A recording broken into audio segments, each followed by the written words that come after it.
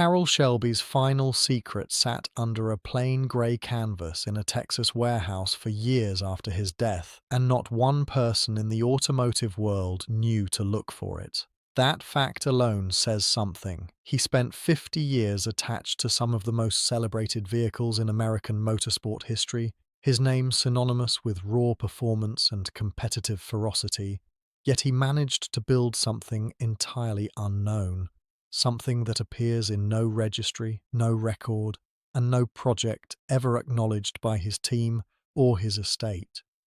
When the canvas finally came off, what sat underneath didn't just surprise the people in that room.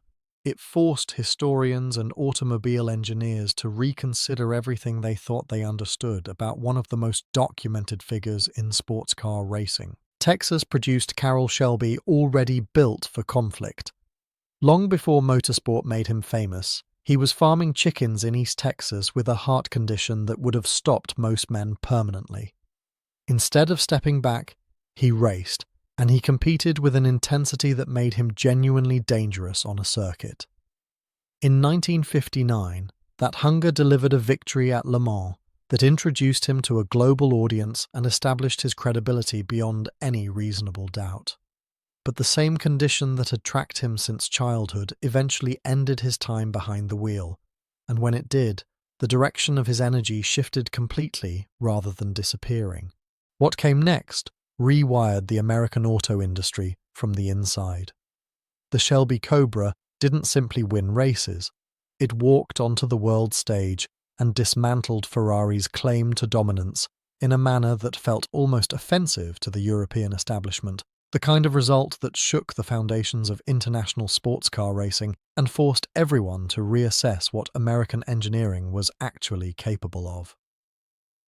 Working alongside Ford Motor Company, Shelby then produced the GT350 and the Ford GT40, cars that didn't slot into existing competitive categories so much as eliminate them.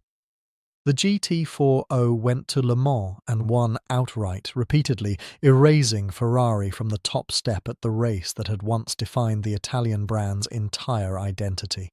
Behind all of those victories, though, was a man in permanent conflict with corporate authority. Shelby walked out of meetings during GT500 development over power restrictions and emissions compliance. He clashed directly with engineers during his time on the Dodge Viper project over steering feel and safety specifications he believed gutted what the car was supposed to be. Compromise was something he accepted when forced and abandoned the moment any other option existed, and everyone who worked alongside him understood that clearly. That's exactly why the secret project makes complete sense. Sometime in the late 1990s, far from the polished Las Vegas showroom and the official Shelby American operation, he began building something no executive would ever sign off on. A skeleton crew worked nights and weekends on private land in rural Texas, sourcing components from discarded test mules and discontinued Ford engineering prototypes. Nothing was logged. No blueprints, no authorization, no official connection to any licensing agreement or corporate structure. Among the small group who knew about it, the car carried one name among themselves: the Ghost. After Carroll Shelby's death in 2012, his estate moved through the slow work of cataloguing decades of accumulated possessions. Most of the major assets were thoroughly documented: cars, tools, awards, and signed memorabilia from across a long career in performance automobiles and collector car culture. But one warehouse sat at the far edge of that inventory, barely referenced, rarely entered, mentioned only in passing by a handful of close associates. Inside, under fluorescent lights and years of settled dust, a plain canvas covered something in the center of the concrete floor. Tied to the steering column was a wrinkled paper tag written by hand: EXP Shelby, do not move.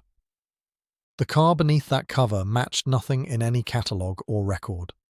Not a Ford Mustang variant, not a Cobra derivative, not anything traceable to a known Shelby project. Automotive historians and engineers called in to examine it described a low, wide, aggressively proportioned coupe with a body formed entirely from hand-shaped aluminum, not a single panel shared with any production vehicle anywhere. The platform underneath appeared to be a Fox-body Mustang chassis, but stretched and lowered so dramatically that the original architecture was barely recognizable beneath the modifications. What stopped the room was what lived in the engine bay. A twin-turbocharged V8, a configuration Shelby had discussed in concept meetings but never formally developed, mated to a custom transmission with an experimental rear-mounted cooling system, unlike anything in the documented Shelby American catalogue.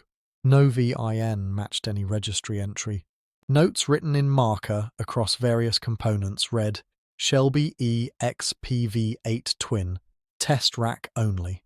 On the firewall, written in the same hand, 3 words, not for production. Engineers who spent extended time with the car concluded it was built as a direct spiritual successor to the Cobra Daytona Coupe. That enclosed-body racing machine from the 1960s conceived to beat European endurance competition by pairing serious aerodynamics with raw American horsepower. The philosophy was identical across a 30-year gap. Unfiltered performance engineering, zero corporate interference, no intent to certify, market, or explain to anyone holding institutional authority. One former Shelby American fabricator, speaking without attribution, confirmed that Shelby had described the project in those terms himself. His reported words were direct. If Ford doesn't have the guts, I'll do it in my own damn garage. The people who helped build the car stayed quiet for years, bound by loyalty and by the understanding that what they were doing existed entirely outside any framework a corporation could recognize. According to those same sources, Shelby reviewed components personally during late-night sessions after the rest of the shop had cleared out, discussing aerodynamic choices and testing fitment with the same focus he had brought to every car that ever carried his name. Parts came from wherever they could be sourced quietly. Scrapped prototypes, discontinued engineering programs, components that existed outside any traceable supply chain. Every weld, in the words of one participant, was a secret handshake between people who knew exactly what they were protecting and why it needed protecting. The legal situation surrounding the car is genuinely complicated, and nobody who knows the full story pretends otherwise. No certifiable VIN exists, no crash compliance documentation, no emissions history, and nothing in writing formally authorizing the build or connecting it to Ford Motor Company. Private collector circles have already circulated estimates placing its value above $10 million if it were ever formally authenticated and brought into public view. But Ford's intellectual property position could complicate any such appearance given the unauthorized use of Ford-derived platform components throughout the build. The estate itself remains divided. Some want the car preserved exactly as discovered. Dust in place, handwritten notes undisturbed, a sealed time capsule left untouched as a matter of respect. Others argue that full documentation and a considered public unveiling would honor rather than betray what Shelby had been trying to say with the build. A growing number of younger fabricators and builders who followed the story after it surfaced have started calling it the Black File Car. The kind of project that exists only in whispers until the warehouse door finally opens and the light comes in. Carroll Shelby operated his entire career just outside the boundary of what institutions were willing to formally approve. His victories came from moving faster than the lawyers and smarter than the committees, from producing cars that existed before anyone had the chance to say no. This prototype is the final and most complete expression of that instinct, built entirely without an audience, without documentation, without any concession to authority beyond his own judgment.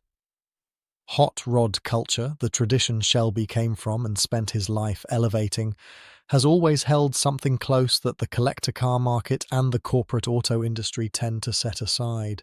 Some builds exist entirely outside commercial logic, made because the person making them simply cannot stop. This car belongs to that tradition completely. No badge, no registration, no apology. Just the last argument from a man who spent his entire career making the same one, and who made it louder and with more conviction than almost anyone else American automobile history has ever produced. The heart condition that nearly ended Carroll Shelby before anyone had heard his name didn't stop him at Le Mans in 1959, and it didn't stop him in that Texas garage either. The ghost car is the physical record of that refusal, evidence that excellence in automobile design doesn't always originate with the people holding the budgets and the corporate approvals. Sometimes it comes from the person who has stopped listening to all of that and just needs a cutting torch and a workspace with the door pulled shut.